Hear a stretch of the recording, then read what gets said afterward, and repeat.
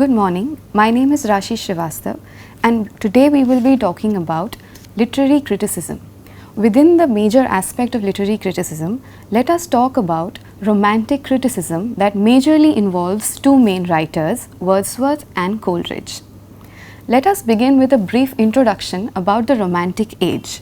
As students of literature, we need to understand where do we place Romanticism in the timeline of literary history.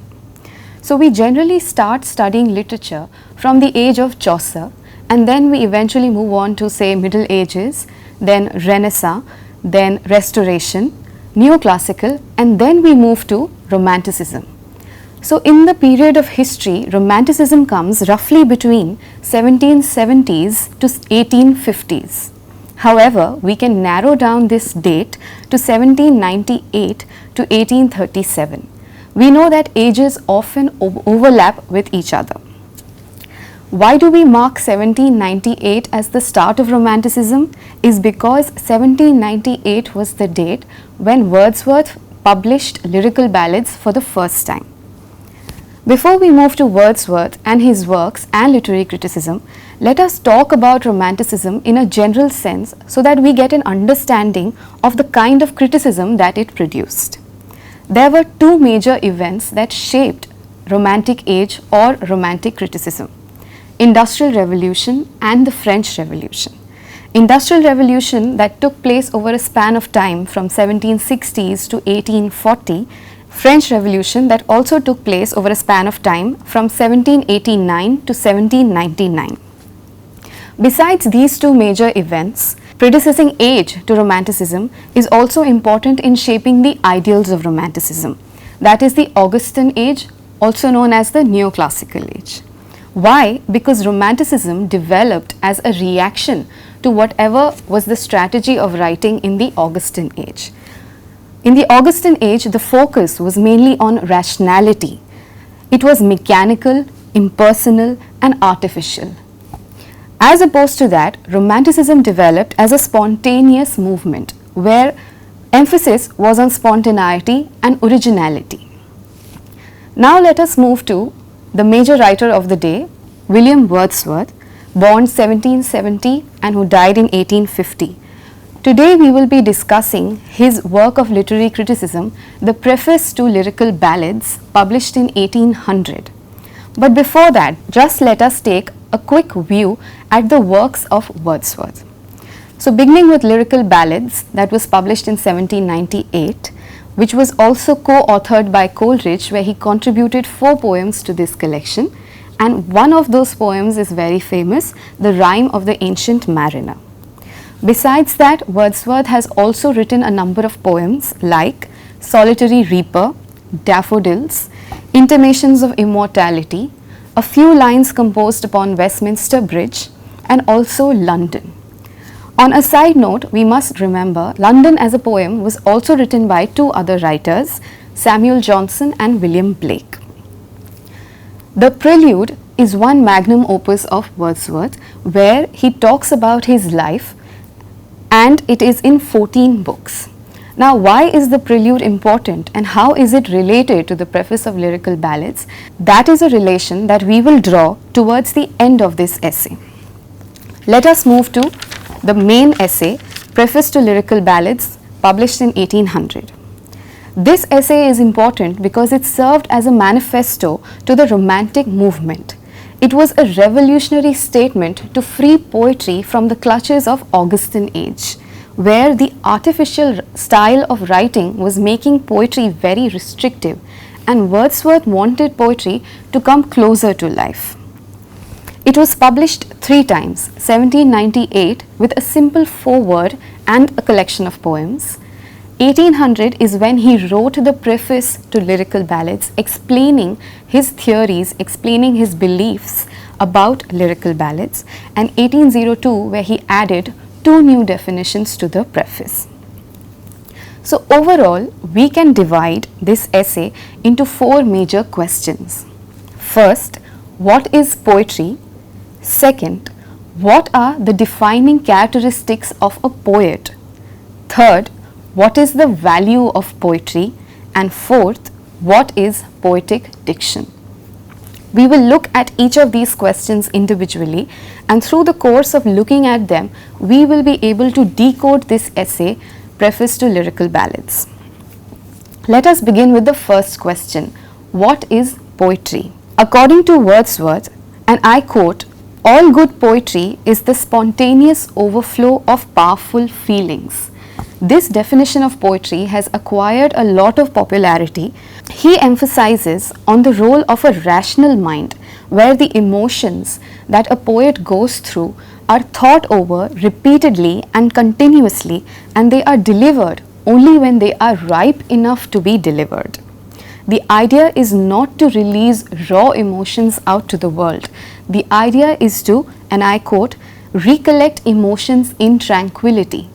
So we can see what Wordsworth is doing here is that he is incorporating the rationality of the Augustan age, and he is also simultaneously taking the originality of the romantic age, and he is clubbing them together by saying that a perfect combination of poetry is one that has emotions thought over radically and rationally over a period of time, and then produced in tranquility, or rather reproduced in tranquility.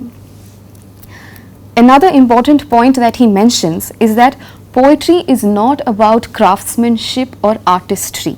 It is about genuine and sincere feelings.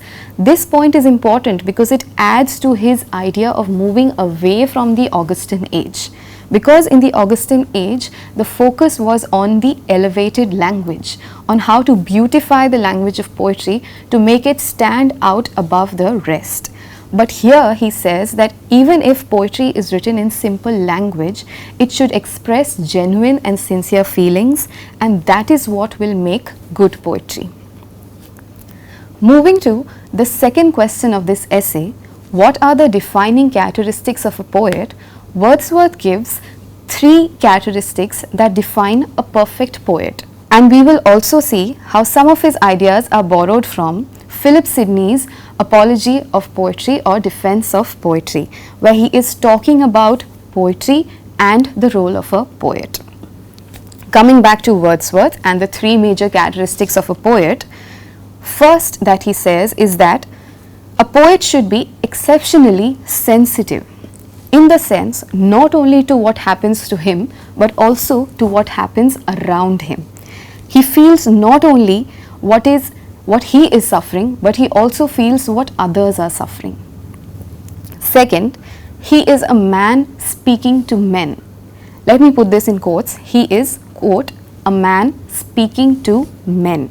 And this again reiterates Sidney's idea, where he talks about poet as a great man who can take care of society. His poetry is not of self-indulgence but has a social responsibility to teach and correct men's feelings.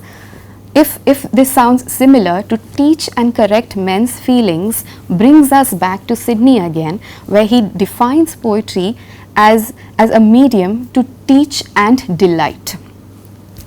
The third characteristic of a poet is that he should have an extraordinarily strong imagination, so that he is affected by things even if they are not present around him. Even if there is something that is happening away from him, he should have a strong imagination so that he can imagine the suffering, the pain, or the happiness of those people, and as a result of which he can produce affective poetry. Moving to the third question that is talked about in this essay, what is the value of poetry? And I would like to quote from the essay, "The end of poetry is to produce excitement in coexistence with an overbalance of pleasure." The objective of poetry, according to Wordsworth, is accurate reflection. He brings focus to the language of poetry because it adds to the universal function of poetry. Even though Industrial Revolution was happening around all this time, Wordsworth is not limiting the importance of poetry. He says that science and poetry should go hand in hand in order for society to maintain a balance. Moving to the fourth and most important question of this essay, the idea of poetic diction, or is often referred to as the theory of poetic diction, given forward by Wordsworth, where he says a very simple thing. One, poetic style needs to be organic. It should not be prescriptive, such that there exists a correlation between language and form. Again, we see that his basic idea is again hinting back to the Augustan age, where perhaps there was a major drift between the form of poetry and the content and the language, on whether what the poetry was talking about did not match with the kind of elevated language that the poets used. Something that was violated by his predecessors, the Augustans, because they stuck to stylistic devices and figures of speech. Most of their focus was on making their poetry sound better rather than become better. Secondly, Wordsworth rejects the stagnant poetic diction both in theory and in practice. He stresses on the use of real language of men, and in the words of Wordsworth, the real language of men can also be termed as rustic language, language that is most natural and not artificial. Elevated language to Wordsworth was the language of the kings and aristocrats that he rejected. So we need to understand the kind of power relations that were also at work in this essay and during that time. So if poetry was written generally in elevated language, that was the language of kings and aristocrats, then obviously the common man who did not have access to such elevated language was not able to connect to poetry. Wordsworth's idea behind using language of the men to produce poetry was basically to limit or to constrict this gap between the common man and poetry. Another important thing that kind of becomes ironic here is that he considered meter to be a superficial addition to poetry. And according to him, meter did not conform to the organic style of poetry. Metrical composition worked like a charm only to beautify poetry.